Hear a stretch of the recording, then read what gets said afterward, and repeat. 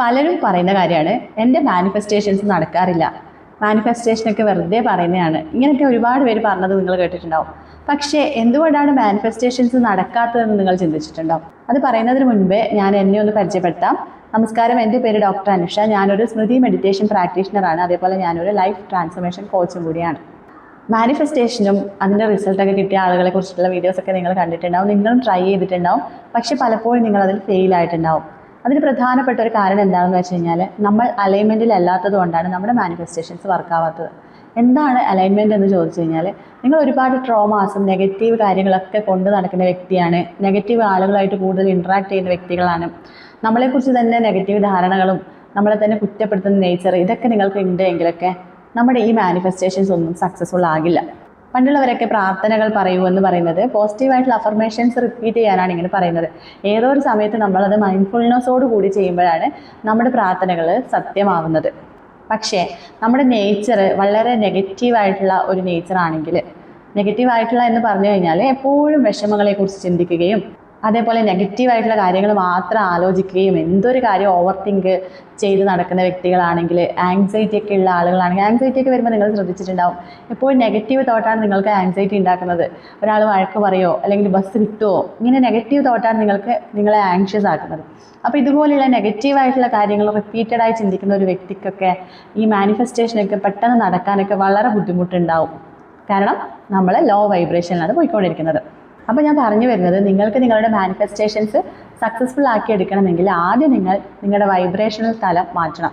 Vibrational തലം മാറ്റണമെങ്കിൽ നമ്മുടെ വളരെ നെഗറ്റീവായിട്ടുള്ള ജീവിത സാഹചര്യത്തിലൊക്കെ ഉള്ള വ്യക്തികളാണെങ്കിൽ അതൊക്കെ കുറച്ച് ബുദ്ധിമുട്ടാണ്. നമ്മൾ റുട്ടീനിലേക്ക് വരണം, നമ്മുടെ നെഗറ്റീവ് തോട്ടിനെയൊക്കെ റീപ്ലേസ് ചെയ്യണം, കൃത്യമായിട്ട് നമുക്ക് വേണ്ട ഗോൾസ് സെറ്റ് ചെയ്യണം. ഇങ്ങനെയുള്ള കാര്യങ്ങളൊക്കെ ചെയ്യാനുണ്ട്. അങ്ങനെയൊക്കെ ചെയ്ത് അതേപോലെ നമ്മുടെ നെഗറ്റീവ് തോട്ടിനുള്ള റീസൺസ് ഉണ്ടാവും, പല ട്രോമാസും അതേപോലെ കോൺസ്റ്റൻ്റ് ആയിട്ട് നമ്മളെ വിഷമിപ്പിക്കുന്ന, നമ്മുടെ നെഗറ്റിവിറ്റി മാത്രം ഹൈലൈറ്റ് ചെയ്ത് കുറ്റപ്പെടുത്തി പറയുന്ന ആളുകളുടെയൊക്കെയുള്ള സമ്പർക്കമൊക്കെ നമുക്ക് ഒരുപാട് നെഗറ്റീവ് ഇമ്പാക്റ്റ് നമ്മുടെ ബിഹേവിയറിൽ നമ്മുടെ മനസ്സിലൊക്കെ ഉണ്ടാക്കിയെടുക്കുന്നുണ്ട്. അപ്പോൾ ഇതുപോലുള്ള ആളുകളുടെ അടുത്ത് ബൗണ്ടറി സെറ്റ് ചെയ്യാനും ഇങ്ങനെയുള്ള കാര്യങ്ങളൊക്കെ ചെയ്ത് വന്നിട്ടാണ് നമ്മൾ ഹയർ വൈബ്രേഷനിലേക്ക് എത്തേണ്ടത്. ഇനി നമ്മളിൽ ഉണ്ടാകുന്ന പല ഭയങ്ങളൊക്കെ ഉണ്ട്. അതായത് ഡ്രൈവ് ചെയ്യാൻ ഭയം, ആളുകളോട് ഇൻറ്ററാക്ട് ചെയ്യാൻ ഭയം, സ്ക്രീൻ നോക്കി സംസാരിക്കാനുള്ള ഭയം, ഇങ്ങനെയുള്ള പല ഭയങ്ങളും നമ്മുടെ നെഗറ്റീവായിട്ടുള്ള വൈബ്രേഷനെ കാണിക്കുന്നത് തന്നെയാണ്.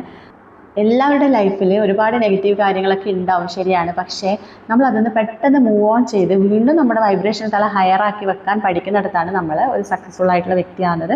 എനിക്ക് നന്നായിട്ട് അറിയാം, നിത്യജീവിതത്തിൽ നമുക്ക് ഒരുപാട് പ്രശ്നങ്ങൾ ഹാൻഡിൽ ചെയ്യേണ്ടിയും അതേപോലെ അതൊക്കെ ഫേസ് ചെയ്യേണ്ടിയൊക്കെ വരുന്നുണ്ട്. അവിടെയൊക്കെ നമ്മുടെ ആ പ്രോബ്ലത്തെ കുറച്ച് നേരം മാത്രം ക്യാരി ചെയ്ത് പെട്ടെന്ന് തന്നെ അതൊന്ന് മാറി നടന്ന് അല്ലെങ്കിൽ അതിനുള്ള സൊല്യൂഷൻ കണ്ടുപിടിച്ച് മുന്നോട്ട് പോകുമ്പോഴാണ് നമ്മുടെ വൈബ്രേഷൻ തലം വീണ്ടും സെറ്റാകുന്നത്. അപ്പോൾ ഇതുപോലെയുള്ള കാര്യങ്ങളൊക്കെ ചെയ്തു വന്നാൽ മാത്രമാണ് നമുക്ക് എപ്പോഴും അലൈൻമെൻറ്റിൽ ഇരിക്കാൻ സാധിക്കുകയുള്ളൂ.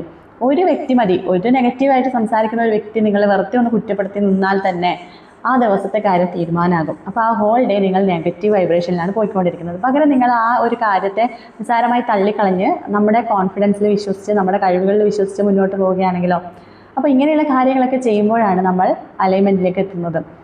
നമ്മുടെ ജീവിതത്തിൽ ഇതുപോലെ നെഗറ്റീവൊക്കെ പറയുന്ന ആളുകളുണ്ടെങ്കിൽ അവരെ മാറ്റി നിർത്താനും നമ്മുടെ പോസിറ്റീവായിട്ടുള്ള സൈഡിന് അല്ലെങ്കിൽ നമുക്കുള്ള ബ്ലെസ്സിങ്സിനൊക്കെ എപ്പോഴും നന്ദി പറയാനുമുള്ള ഒരു മൈൻഡ് സെറ്റൊക്കെ നമ്മൾ ഉണ്ടാക്കിയെടുക്കേണ്ടത് ഇവിടെ ആവശ്യമാണ്. അതിനുശേഷം നിങ്ങളെപ്പോഴും ഓക്കെ ആയിട്ടിരിക്കുന്ന ആ സാഹചര്യത്തിൽ നിങ്ങൾ മാനിഫെസ്റ്റ് ചെയ്ത് നോക്കിയാൽ നിങ്ങൾക്ക് മനസ്സിലാവും എന്ത് മനോഹരമായിട്ടാണ് നിങ്ങൾ ആഗ്രഹിക്കുന്ന കാര്യങ്ങളൊക്കെ സക്സസ് ആവുന്നത് എന്ന്. മനസ്സിലാക്കുക, മാനിഫെസ്റ്റേഷൻ സക്സസ് ആവാനും മാനിഫെസ്റ്റ് ചെയ്ത് കാര്യങ്ങൾ നേടിയെടുക്കാനും ആദ്യം തന്നെ വേണ്ടത് നല്ലൊരു പോസിറ്റീവ് മൈൻഡ് സെറ്റാണ്. പോസിറ്റീവ് മൈൻഡ് സെറ്റ് ഉണ്ടാക്കിയെടുത്താൽ മാത്രമാണ് ഈ മാനിഫെസ്റ്റേഷനൊക്കെ സക്സസ്ഫുൾ ആവുള്ളൂ. പിന്നെ സ്ട്രെസ് മാനേജ് ചെയ്യാനൊക്കെ നമുക്ക് ബ്രീത്തിങ് പോലുള്ള കാര്യങ്ങളൊക്കെ കൃത്യമായിട്ട് ചെയ്യാൻ സാധിക്കും. അതൊക്കെ ചെയ്തിട്ട് നമ്മുടെ സ്ട്രെസ്സൊക്കെ റിലീസ് ചെയ്ത് എപ്പോഴും നല്ല ഒരു പോസിറ്റീവ് അലൈൻമെൻറ്റിലിരിക്കുന്ന ആൾ എന്താഗ്രഹിച്ചു കഴിഞ്ഞാലും എന്ത് മാനിഫെസ്റ്റ് ചെയ്താലും അത് 100% സത്യമാവും.